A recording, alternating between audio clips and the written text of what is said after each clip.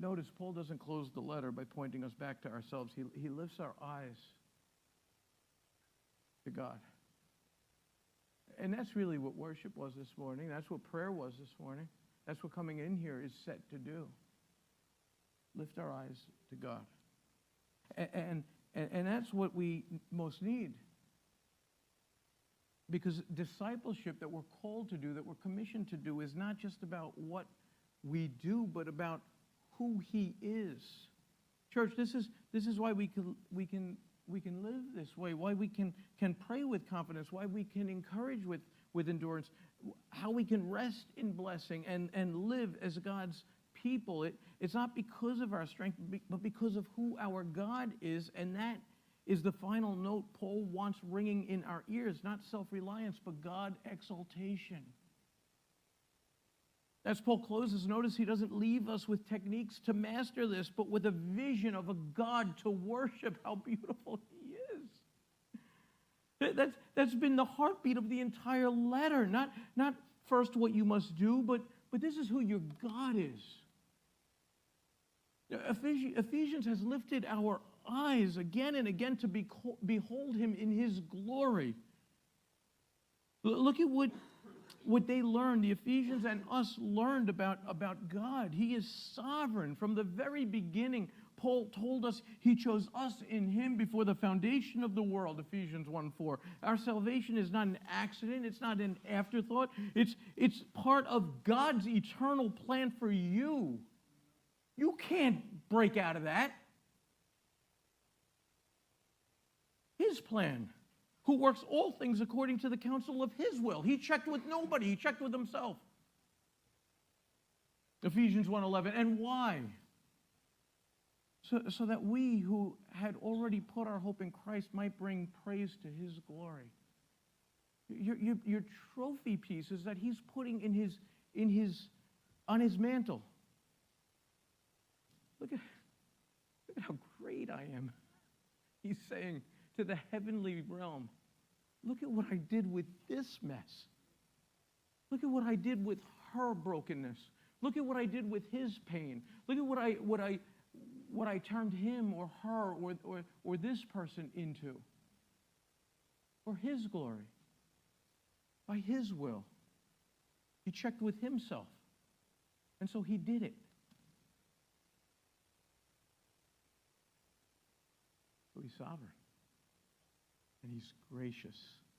Again and again, we've seen that salvation is a gift, for you are saved by grace through faith, chapter 2, verses 8 and 9. Grace begins the letter in 1 verse 2. It carries us through the letter, and grace ends the letter here in verse 24. And He's loving. Paul told us that because of His great love that He had for us, God, who is rich in mercy, made us alive with Christ. It's Ephesians 2, 4, and 5. Christ's love is so vast that Paul prayed that we would grasp the breadth and the length and the height and depth of the love of Christ, to know this love that surpasses knowledge. Chapter 3, verses 18 and 19. And He's powerful. God's mighty strength raised Jesus from the dead and seated Him at His right hand, far above every ruler and authority, power and dominion. Ephesians 1:21. That same power is now at work in us. Ephesians 3:20. And it is by the Lord and His vast strength, He tells us in chapter 6, verse 10, that we stand in this battle. And He's wise. Paul says the church exists so that God's multifaceted wisdom may now be made known through the church to the rulers and authorities in the heavens in chapter 3, verse 10. God's wisdom is displayed in uniting Jew and Gentile into one body under Christ, something no human mind could have ever conceived. And He's faithful. God seals His people with the Spirit as a down payment of our inheritance until the redemption of His possession, Ephesians 1:14. He is faithful to His promises, and He will finish what He started. Take it to the bank. And He is holy. And because He is holy, He calls us to holiness. Put on the new self, the one created according to God's likeness and righteousness and purity of the truth, Ephesians 4:24. We are his dearly loved children, called to be imitators of God, he says in chapter 5, verse 1. Church, that is the God represented in this little six-chapter letter to the church at Ephesus. Sovereign in his plan, gracious in his salvation, loving in his heart, powerful in his work, wise in his design, faithful in his promises, holy in his call. And this is the counsel our souls most desperately need. In a world full of noise, advice, self-help strategies, Paul doesn't leave us with a list of techniques. This applies to everything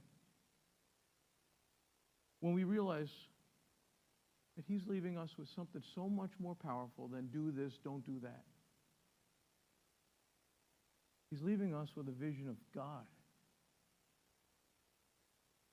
To know that he is sovereign when life feels uncertain, that he is gracious when we feel unworthy, that he is loving when we feel alone, that he is powerful when we are weak, that he is wise when we are confused, that he is faithful when we feel forgotten, and that he is holy when we feel tempted. This is the anchor for our souls, a right view of God. Focusing on him and his attributes is the most practical, life-giving activity you could ever engage in. And Christian, we're called to bear his image. What an amazing honor this is. Paul is saying through this letter, behold your God. Behold your God. And when we behold him, we find the strength to believe his gospel, to walk in his ways, and to stand firm until the end.